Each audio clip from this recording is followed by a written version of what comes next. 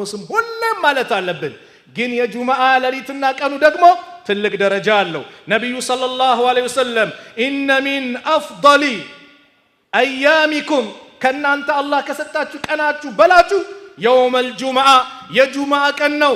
ፈአክሲሩ ዐለየ ሚነ ሰላቲ ፊህ በሱ ላይ ሰላዋት በኔ ላይ አብዙ። ፈኢነ ሰላተኩም ማዕሩደቱን ዐለየ እናንተ የምታደርጉት እኮ ሰላዋት ለኔ ይቀርብልኛል ይደርሰኛል አሉ ነብዩ ሰለላሁ ዐለይሂ ወሰለም። ሰላዋት ጭንቀት አለብህ ወንድሜ፣ ሰላዋት አብዛ። ነገሮቹ ክራውድድ ሆኖብህ ሰላዋት አብዛ። ርዝቅ ጠበበብህ፣ ሰላዋት አብዛ።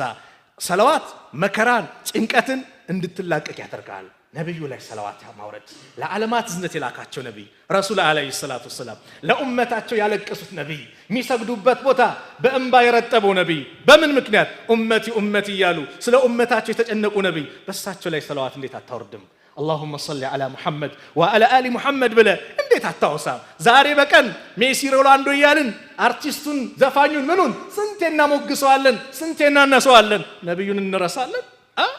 ሰላዋት በነብዩ ላይ ማውሳት ማንም ሰው የነብዩ ሰለላሁ ዐለይሂ ወሰለም ስምን ካነሳ ምንም ሳንሰስት ሰላዋት ማውረድ ነው።